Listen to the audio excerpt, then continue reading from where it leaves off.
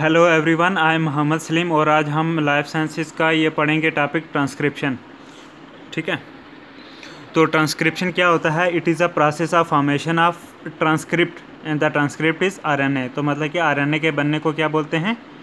Transcription. Transcription और इसके बाद ट्रांसलेशन होगा, फिर प्रोटीन सिंथेसिस। ठीक है, ये it is the incision of हम कह सकते हैं प्रोटीन सिंथेसिस। तो it takes place by the usual process of complementary base pairing catalyzed and scrutinized by the enzyme RNA polymerase. It occurs unidirectionally, in which RNA chain, that is transcript, is synthesized from 5 to 3 prime direction. तो इसमें complementary base pairing होती है। DNA पे एक DNA template पे एक नया chain बनेगी आरएनए की, कम्प्लीमेंट्री बेस पेयरिंग होगी। तो इस तरीके से ये ट्रांसक्रिप्शन होती है। फिर आरएनए पॉलीमरेज से इसकी कैटालिसिस और सिंक्रोनाइज होगा। ठीक है, यह है ट्रांसक्रिप्शन यूनिट। तो इसमें क्या है? पहले transcription is a selective process. ये एक सेलेक्टिव प्रोसेस है। Each transcribed segment of DNA is called transcription unit. ठीक है, एक जो डीएनए का सेगमेंट ट्रांसक्राइब होता है उसको बोलते हैं transcription unit. In eukaryotes a transcription unit typically carries the formation of just one gene and it is termed as monocistronic transcription unit. ठीक है, in prokaryotes a set of adjacent genes is often transcribed as a unit termed as polycystonic transcription unit. तो eukaryotic और monokaryotic में यही है कि eukaryotic और prokaryotic में यही है कि यूकैरियोटिक में मोनोसिस्टोनिक ट्रांसक्रिप्शन होती है, मतलब कि एक ही जीन की अलग मतलब कि होती है ट्रांसक्रिप्शन यूनिट बनता है, जिसको मोनोसिस्टोनिक ट्रांसक्रिप्शन यूनिट बोलते हैं। लेकिन प्रोकैरियोटिक में एडजेसेंट जीन्स बहुत सारी एट अ टाइम ट्रांसक्राइब होती हैं, उसको पॉलीसिस्टोनिक ट्रांसक्रिप्शन यूनिट बोलते हैं।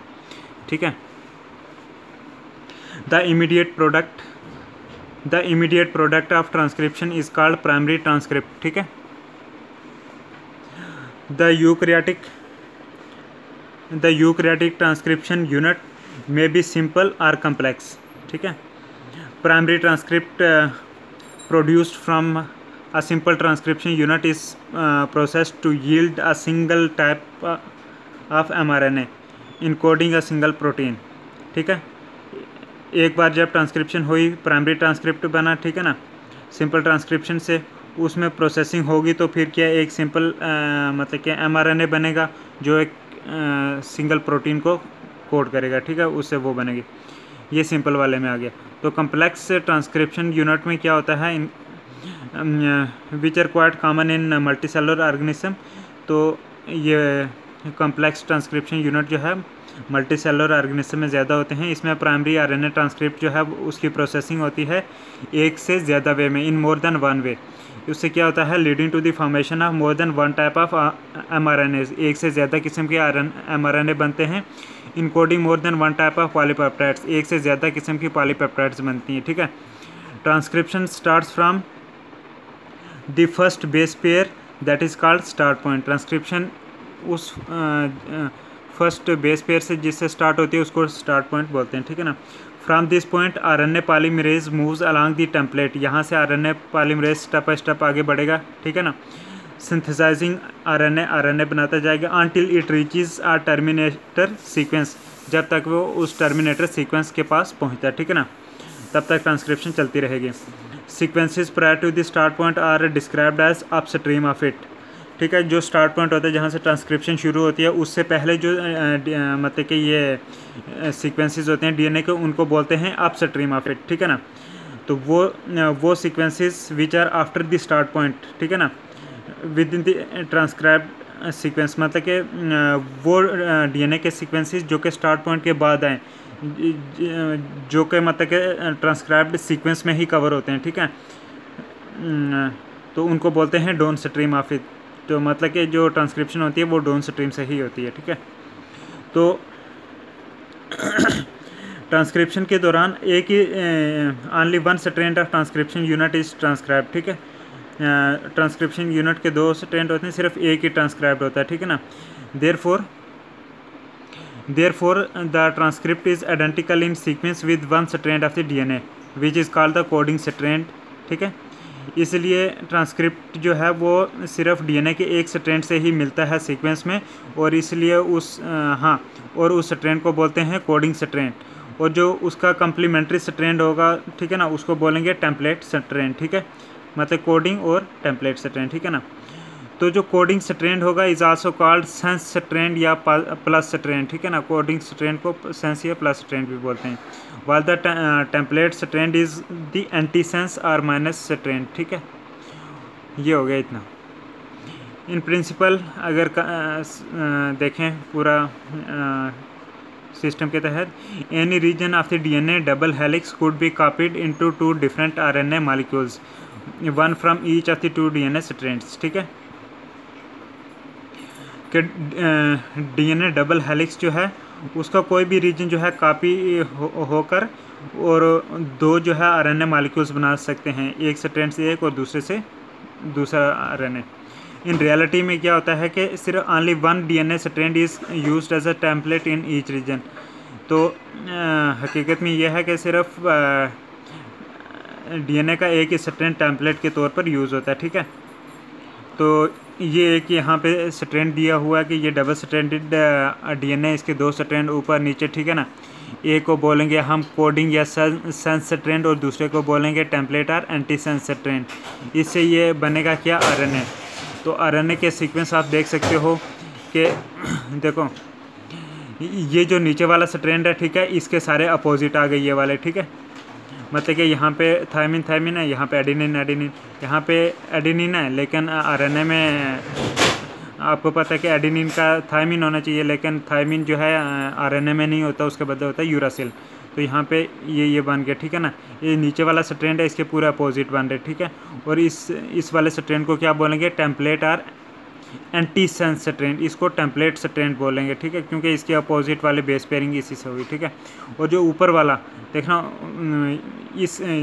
ये वाला जो स्ट्रैंड है जिसका अपोजिट ये आरएनए बना, इसी का अपोजिट है ऊपर वाला ही। तो ऊपर वाला स्ट्रैंड और ये वाला स्ट्रैंड आरएनए का ये दोनों मिलते हैं, इसलिए ऊपर वाले को हम बोलते हैं कोडिंग या सेंस स्ट्रैंड और नीचे वाले को टेम्पलेट या anti sense strand. Anti sense मतलब कि इसके अपोजिट होगी और टेम्पलेट मतलब कि इसके ऊपर बेस पेयरिंग हुई है कम्प्लीमेंट्री तरीके से। अब हम प्रोकैरियोटिक ट्रांसक्रिप्शन देखेंगे, तो उसमें पहला एंजाइम जो यूज़ होता है, तो पहले प्रोकैरियोटिक ट्रांसक्रिप्शन तो ठीक है, लेकिन जो एंजाइम यूज़ होता है उसके बारे में थोड़ा देख लेते हैं। इसका नाम है आरएनए पॉलीमरेज, ठीक है। और ये DNA dependent RNA synthesis is catalysed by the enzyme DNA dependent RNA polymerase simply called RNA polymerase, ठीक है। ये जो डीएनए डिपेंडेंट आरएनए सिंथेसिस होती है, मतलब जो डीएनए से होती है, ठीक है, इसको कैटलाइज करता है एंजाइम आरएनए पॉलीमरेज, ठीक है ना। इसको हम ये भी डीएनए डिपेंडेंट होता है, इसलिए हम डीएनए डिपेंडेंट आरएनए पॉलीमरेज भी बोल सकते हैं। ये जो आरएनए पॉलीमरेज है, इसको सैमुअल बी वीस ने डिस्कवर, 2 साइंटिस्ट थे, एक का नाम सैमुअल बी वीस और दूसरे का नाम था जेरार्ड हुरविट्स, और ये सैमुअल बी वीस, इन दोनों ने 1960 में डिस्कवर करा था। प्रोकैरियोट्स में क्या होता है कि single type of RNA polymerase जो है appears to be responsible for the synthesis of all different types of RNA such as mRNA, rRNA, tRNA. Prokaryotes में एक सिंगल टाइप का आरएनए पॉलीमरेज एंजाइम जो है, उसी से जो है ये सारे किस्म के आरएनए बनते हैं, चाहे वो एमआरएनए हो, आरआरएनए हो या टीआरएनए हो, ठीक है। और यूबैक्टीरियल आरएनए पॉलीमरेज, ठीक है ना, इज़ अ मल्टी सब unit enzyme made up of 5 different polypeptides. कौन सा यूबैक्टीरियल आरएनए पॉलीमरेज जो है 5 डिफरेंट पॉलीपेप्टाइड्स का बना होता है, जिसमें alpha polypeptide, beta dash, omega and epsilon, ये पॉलीपेप्टाइड से बना होता है। जो होलो एंजाइम होता है, जिसका हम टेक्निकली बोलते हैं alpha square, beta dash, omega, epsilon, ठीक है ना, can be separated into 2 components. 2 component में सेपरेट करते हैं, कोर एंजाइम और सिग्मा फैक्टर। कोर एंजाइम में alpha square, beta dash, omega आ गया, और सिग्मा फैक्टर ये सिंपल सिग्मा पॉलीपेप्टाइड, ठीक है। कंप्लीट इंजाइम होता है जिसको होलो इंजाइम भी बोलते हैं ई कोलाई में, उसका मालिकुलर मास तो ये 465 किलो डाल्टन होता है। और जो अल्फ़ा सब यूनिट होता है is required for the assembly of core enzyme, alpha सब unit is required for the assembly of core enzyme and plays a role in promoter recognition, promoter की रिकॉग्निशन में अल्फ़ा सब यूनिट का role होता है। आपको पता है कि प्रोमोटर होता है और फिर स्ट्रक्चरल जीन्स वगैरह होती हैं प्रोकैरियोट्स में, ठीक है ना, रेगुलेटरी रीजन। तो अल्फ़ा सब unit also plays a role in the interaction of RNA polymerase with some regulatory factors, ये भी अल्फ़ा सब यूनिट का ही रोल है एक, जब आरएनए पॉलीमरेज और कुछ रेगुलेटरी फैक्टर्स की इंटरेक्शन होती है। The beta and beta dash सब unit together make up the catalytic centre, जो कैटालिटिक सेंटर है ये दो सब यूनिट बनाते हैं, बीटा और बीटा डैश, ठीक है। बीटा सब unit involves in chain elongation, जब चेन इलांगेशन होती है ये इसकी जब ये प्रोटीन की बनती है चेन, तो उसमें बीटा सब यूनिट का रोल होता है। अल्फ़ा सब यूनिट इज़ कंसर्न्ड स्पेसिफिकली फिर विद प्रोमोटर रीजन, अल्फ़ा सब यूनिट सिर्फ प्रोमोटर रीजन में ही जो है उससे मुतल्लिक होता है। The omega sub unit facilitates the assembly of RNA polymerase and stabilises the assembled RNA polymerase, ठीक है। जो ओमेगा सब यूनिट का क्या काम होता है, आरएनए पॉलीमरेज को इकट्ठा करने का काम, और आरएनए जो इकट्ठे होते हैं आरएनए पॉलीमरेज में असेंबल्ड, और उनको स्टेबलाइज करता है, ये किसका काम है, ओमेगा सब यूनिट का। तो catalytic activity of RNA polymerase is provided by core complex composed of beta and beta sub units, omega sub unit and 2 copies of alpha sub unit. RNA polymerase की catalytic activity जो है core enzyme से ही provide होती हैं, और वो बना होता है इन चीज़ों का, beta, beta dash, omega and 2 copies of alpha sub unit, ठीक है। ये यहाँ पे इसके अलग जितने भी सब यूनिट हैं आरएनए पॉलीमरेज के, इनके अलग अलग फंक्शंस यहाँ पे भी दिए हैं। अल्फ़ा सब यूनिट इनके ये जीन्स भी दिए हैं, जैसे अल्फ़ा सब यूनिट में RPO-A जीन, बीटा की RPO-B जीन, फिर बीटा डैश RPO-C, ओमेगा की RPO-Z, ये सिग्मा वाले की आ गई RPO-D। तो अल्फ़ा का आ गया assembly of the core enzyme and promoter recognition, beta वाले की आ गई कैटालिटिक सेंटर, बीटा डैश वाले की भी सेम है, ओमेगा वाले की है assembly of RNA polymerase, epsilon इस सिग्मा वाले का काम है promoter recognition and transcription initiation. उसके बाद ये कुछ यू बैक्टीरियल पॉलीमरेज और DNA polymerase third holo enzyme जो ई कोलाई के, उनके डिफरेंसेस जो हैं वो डिस्कस करे गए हैं ये इसमें। तो हम पहले ये इसका देख लेते हैं। आरएनए अभी जो हमने पढ़ा था वो अभी ये हम देख लेते हैं आरएनए डिपेंडेंट आरएनए पॉलीमरेज, ठीक है ना। हाँ, ये जो पहले हमने पढ़ा इसी के बारे में कुछ और फीचर्स भी पढ़ लेते हैं कि कुछ वर्सेस होते हैं जैसे F2 एंड R17, इनमें आरएनए जीनोम्स होते हैं जो सिंगल स्ट्रैंडेड आरएनए होता है। इन वर्सेस में वो रेप्लिकेट करते हैं, कैसे होस्ट सेल में कैसे रेप्लिकेट करते हैं, एक इंजाइम की एक्शन से जिसका नाम है आरएनए डिपेंडेंट आरएनए पॉलीमरेजेस, या जिसको आरएनए रेप्लिकेसेस भी बोल सकते हैं, ठीक है। आरएनए रेप्लिकेस जो है इसको आरएनए की ज़रूरत होती है as a template and will not function with DNA, DNA से काम नहीं करेगा आरएनए रेप्लिकेस, ये सिर्फ इसको टेम्पलेट आरएनए ही चाहिए होगा। Synthesis of new RNA strand proceeds in 5 to 3 prime direction, जो नया आरएनए बनने का 5 से 3 प्राइम की डायरेक्शन में होगा। And the chemical mechanism is similar to that of DNA dependent transcription, ठीक है। और हाँ, इसका केमिकल एक्शन तो डीएनए डिपेंडेंट ट्रांसक्रिप्शन से ही मिलता होगा, लेकिन ये चेंजेस हैं उसमें। RNA replicases are specific for RNA of their own viruses, ठीक है। आरएनए रेप्लिकेसिस किसके लिए स्पेसिफिक हैं, उनके अपने आरएनए के लिए। And the RNAs of the host cell are not replicated, host cell के आरएनए रेप्लिकेट नहीं करते। तो इसी का जो है एक रीजन होता है प्रोमोटर रीजन, ठीक है। ये हर जीन में होता है प्रोमोटर रीजन। तो इसको हम देखते हैं इसकी ये है क्या चीज़ actually. A promoter can be defined as a cis acting, ठीक है, सिस सेम साइड की वाले के लिए यूज़ करते हैं। Position dependent DNA sequence necessary for accurately and efficiently initiating transcription of the gene. Gene की बिल्कुल एक्यूरेट और efficient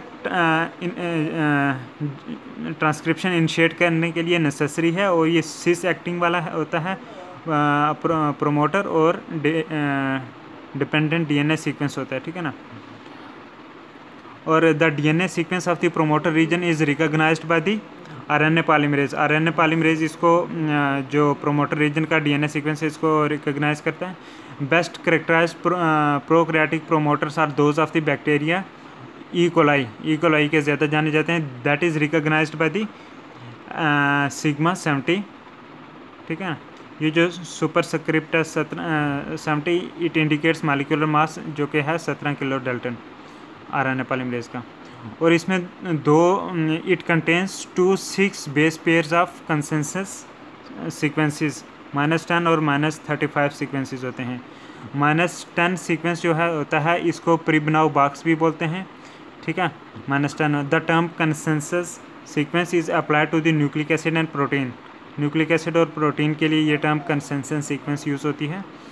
the consensus sequence is the one that reflects the most common base और amino acid at each position when a series of related nucleic acid or protein sequences compared, ठीक है ना। Consensus sequence वो होता है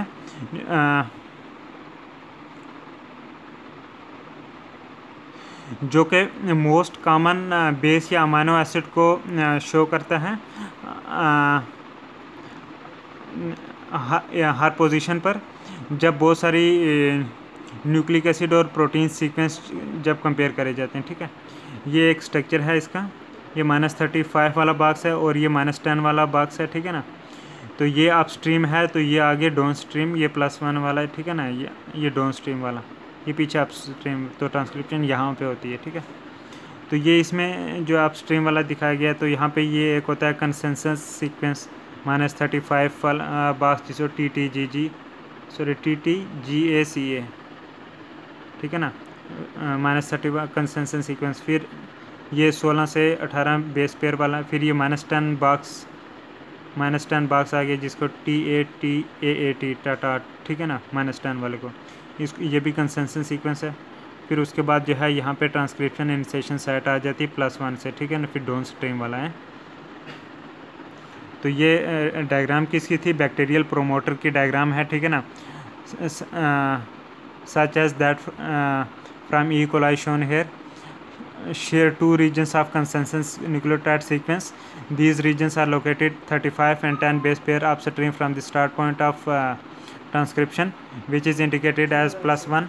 By convention, all nucleotides upstream of the transcription initiation site, जो कि +1 है, are numbered in a negative sense, मतलब जो अपस्ट्रीम के इधर हैं ये सारे माइनस में शो करते हैं इसको।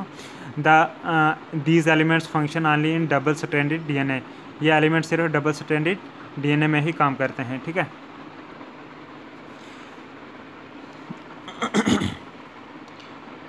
ये जो -10 वाला सीक्वेंस था, ठीक है ना, उसमें कंसेंसस टटाट वाला रीजन है, ठीक है ना। और जो -35 सीक्वेंस था उसमें कंसेंसस TTGACA टटगाका, ठीक है, उसमें टटाट और इसमें टटगाका, ये 2 कंसेंसस हैं, ठीक है ना।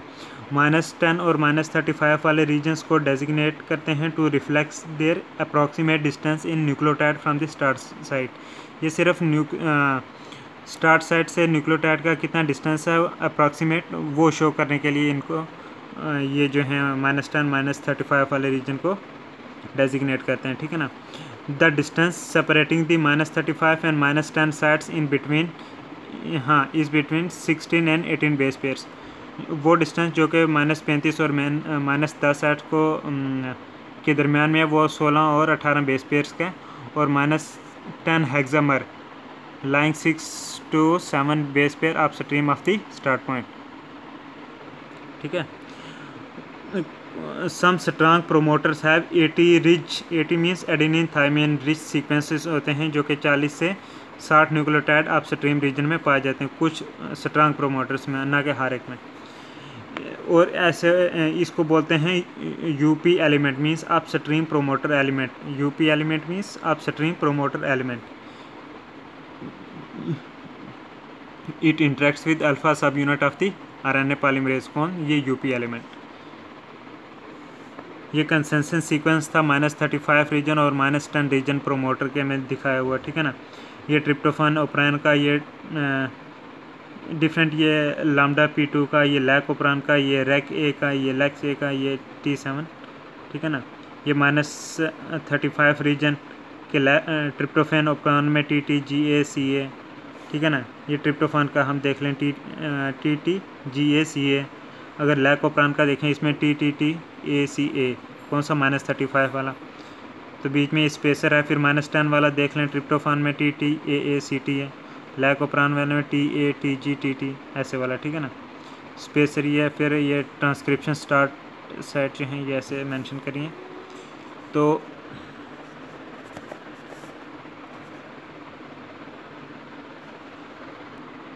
प्रोमोटर के रीजन में ये कंसेंसस के बारे में थोड़ा देख लेते हैं कि जो प्रोमोटर साइट्स को पहचानने में जो है आरएनए पॉलीमरेज कैसे प्रोमोटर साइट को पहचानता है, ये अल्फा सब यूनिट जो है इसको हेल्प करता है, इसको आरएनए पॉलीमरेज को इनेबल करता है ताकि वो प्रोमोटर साइट को पहचाने। मोस्ट ई कोलाई प्रोमोटर्स जो हैं वो they interact with the major form of RNA polymerase से इंटरेक्ट करते हैं बहुत सारे प्रोमोटर्स, ठीक है ना, जिनमें सिग्मा 70 है। Transcription of certain groups of genes, ठीक है ना, however is carried out by E coli RNA polymerases containing one of several sigma factors, ठीक है।